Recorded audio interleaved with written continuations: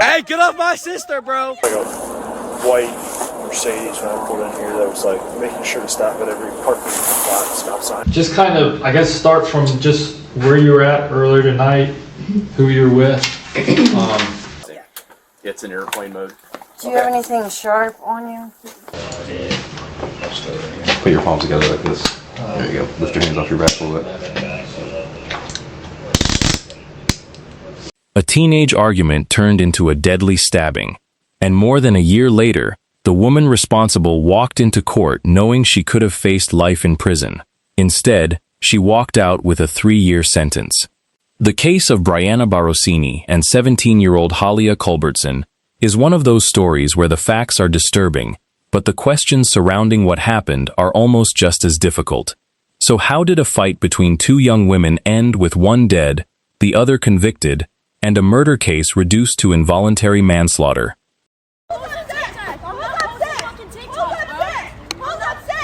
Hey, get off my sister, bro!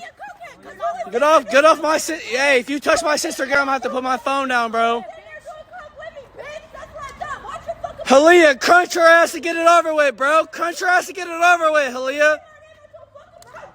Yeah, crunch your ass, Halia. Crunch your ass, Halia. Crunch your ass, Halia. Crunch your ass, Halia. Fuck her up. What's up, bitch? You better get your girl before she get fucked up even more.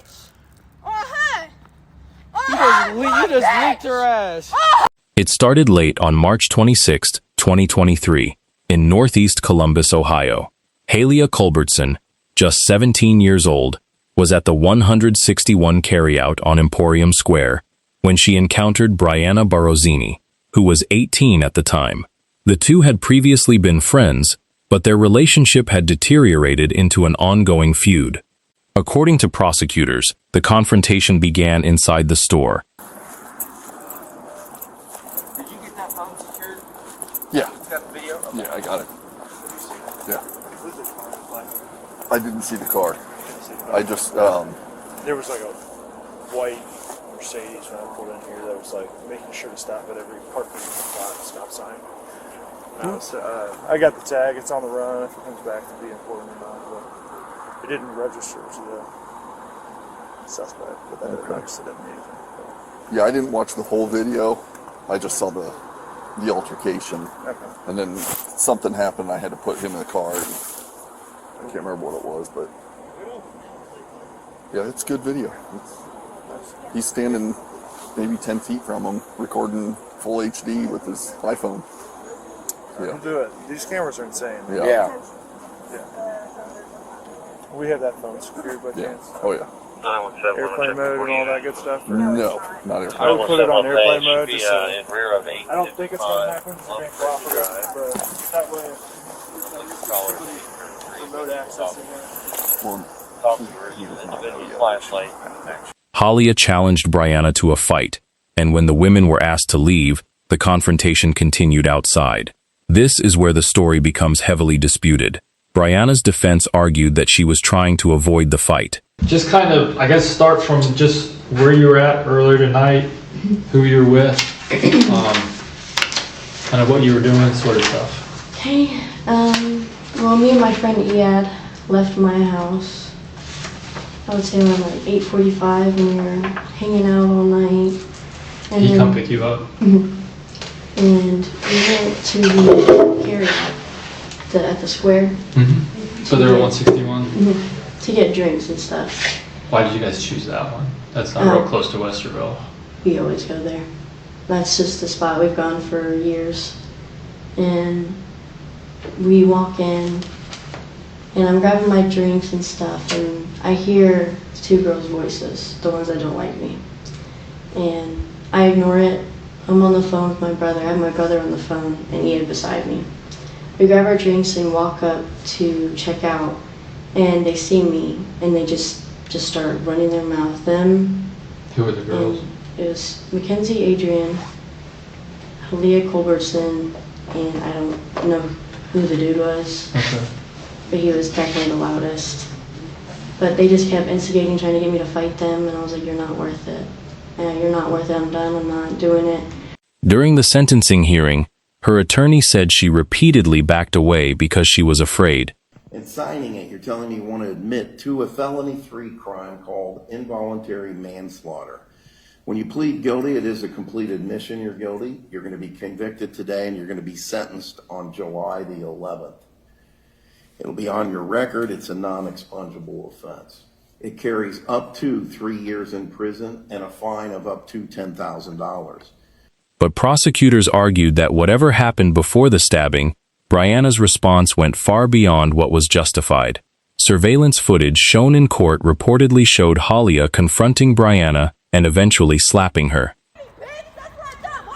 Halia, crunch your ass and get it over with, bro. Crunch your ass and get it over with, Halia. Yeah, crunch your ass, Halia. Bryanna then stepped back before producing a knife and swinging it at Halia. The result was devastating. I saved it down there, you could tell. That button down there saved. I might... Here's what we're going to do. I'm going to put your phone on airplane mode, buddy. Yes, sir. You do and then I'm going to sit right on the dash, like right where it was. Yes, sir. You do what you need to do, man. Thank you. Columbus police were called around 11:48 that night. After reports of a stabbing, officers found Halia suffering from a stab wound. She was rushed to OhioHealth Riverside Methodist Hospital, but despite medical treatment, she died shortly after midnight. Store, and Bree called Halia a cokehead. Okay. Halia is a sober, like she's a recovering addict. So she took that into great offense. You know, I don't know if you've met any recovering addicts, but like me personally, I'm one. Who was that addict? I'm sorry. Halia was an addict. So, and she called Halia out on being a cokehead. Yeah. So like Halia got mad and Halia was waiting outside, and they were supposed to just fight. It was supposed to just be a fight. Like I was there. I was supposed to be like in between it. I didn't even see a knife get pulled. Bryanna wasn't at the scene when police arrived. Investigators later located her at her home in Westerville. So you'll want to take care of that.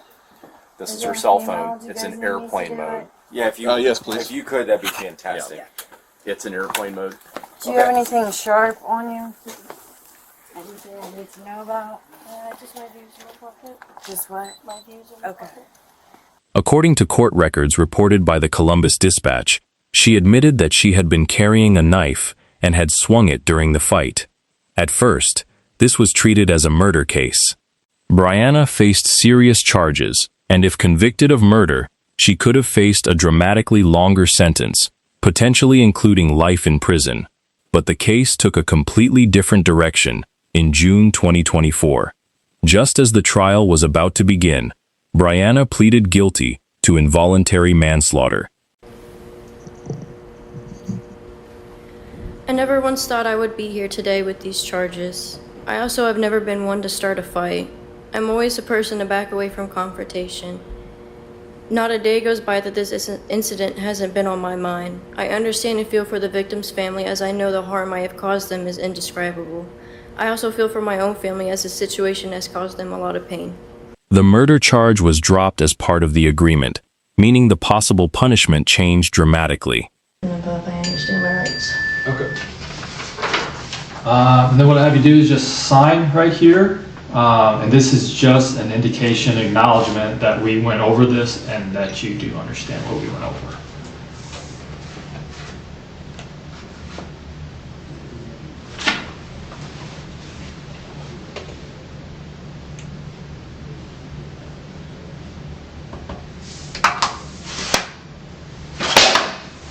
And I'm dropping it.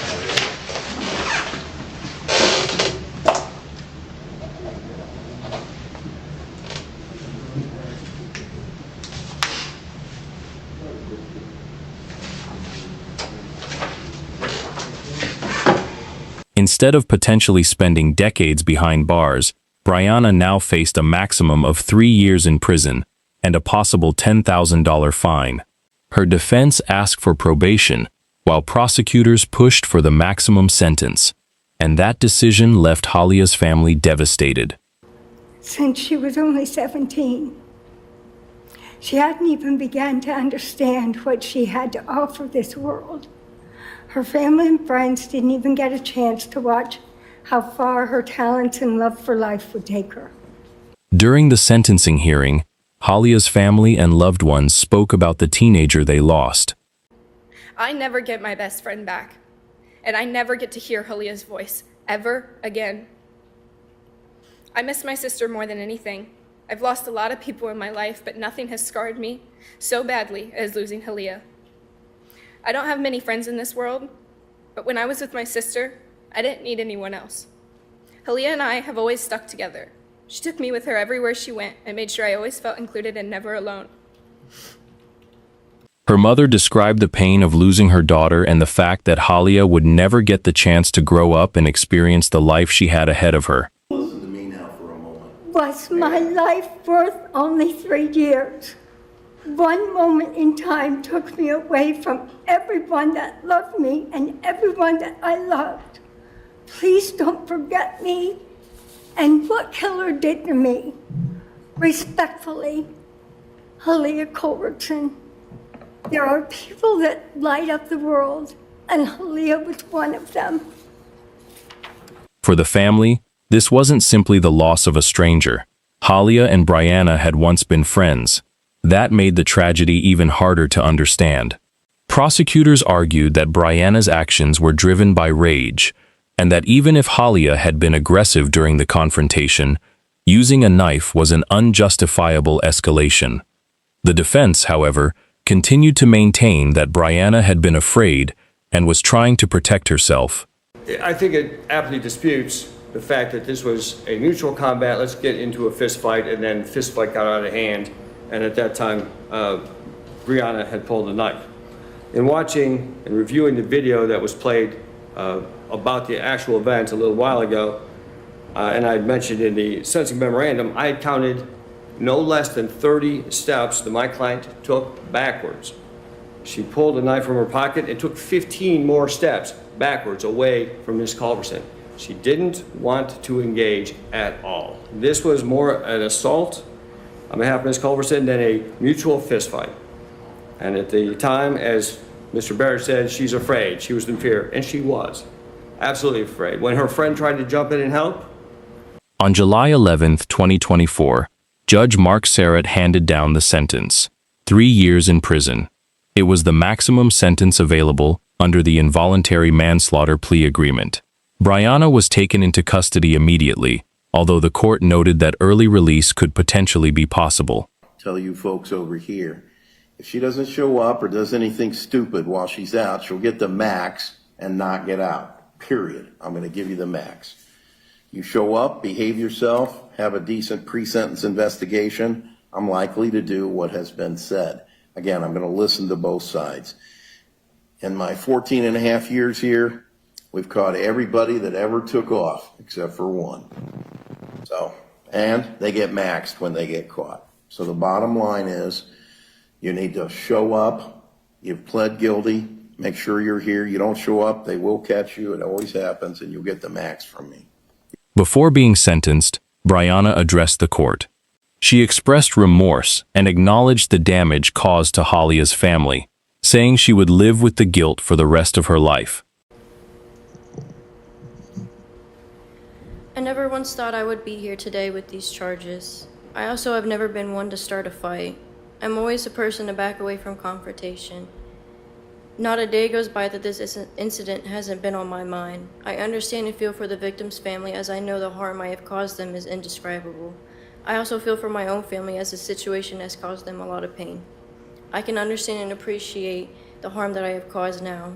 I will be living with this guilt the rest of my life. I took a life, and I understand the victim's family will suffer for the rest of their lives, as will my family for what I've put them through. I pray and will continue to pray for all parties involved. But for Halia's family, 3 years could never come close to replacing the life that was lost. A 17-year-old girl went to a store one night and never came home. On March 27th at 12:24 in the morning, my beloved sister was gone. This villain took my sister's life that night, but my sister's life was not the only thing it took. It robbed me of my happiness. It stole my smile. It took the best part of me I will never be able to get back. What began as an argument between former friends ended with a fatal stab wound, a murder case, a last-minute plea deal, and a sentence that continues to raise questions about justice, self-defense, and whether 3 years can ever feel like enough when a life has been taken. And perhaps the most disturbing part of the story is how quickly an ordinary confrontation became something that could never be undone.